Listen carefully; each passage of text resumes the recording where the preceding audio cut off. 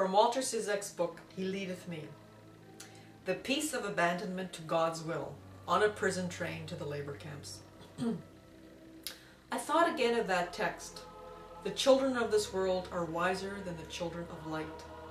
It seemed a peculiar thing to keep running through my mind, and yet a strange and exciting challenge for a priest apostle on a prison train heading for the labor camps. The challenge seemed plain. Could my sacrifice, could my total dedication, could my stamina in doing the will of God be less than that of the children of this world? They knew that in order to survive a long sentence, a man had to face and conquer one day at a time.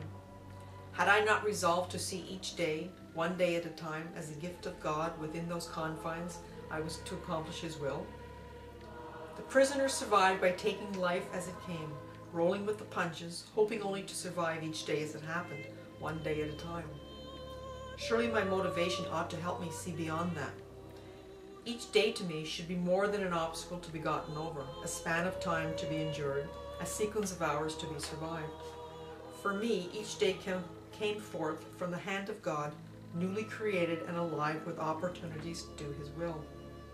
For me, each day was a series of moments and incidents to be offered back to God, to be consecrated and returned in total dedication to His will.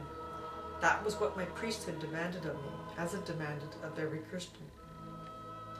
The children of this world were dedicated to surviving this life by whatever method possible. I too must be totally dedicated, but with an added dimension.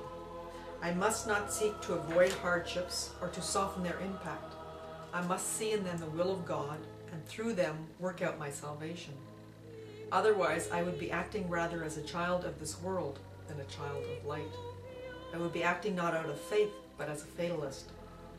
I would have survived a series of moments, a succession of days, but I would have made nothing of them, nor of myself. I resolved again, therefore, to accept each day and every moment as from God's hands, and to offer it back to Him as best I could.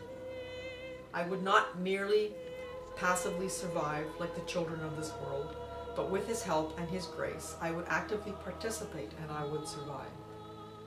I never doubted that, because I did not fear non-survival. Death would simply be a call to return to the God I served each day. My life was to do the will of God, as the prayer our Savior taught us put it quite simply, on earth as in heaven. His will would determine how long I would spend on earth. In such thoughts and prayers, peace returned. It was the peace, once again, that total abandonment to God's will brings. Only this time I was not in the quiet confines of a solitary cell in Lubyanka. I was in the corner of a rough, jolting, profane prison car. My situation had not improved, but my disposition in the acceptance of God's will had returned. Along with it had come peace and a renewed confidence, not in my own ability to survive, but a total trust and confidence in God's ability to sustain me and provide me with whatever strength I needed to meet the challenges He would send me. What greater peace and confidence could I require? I even looked forward to laboring again in His vineyard.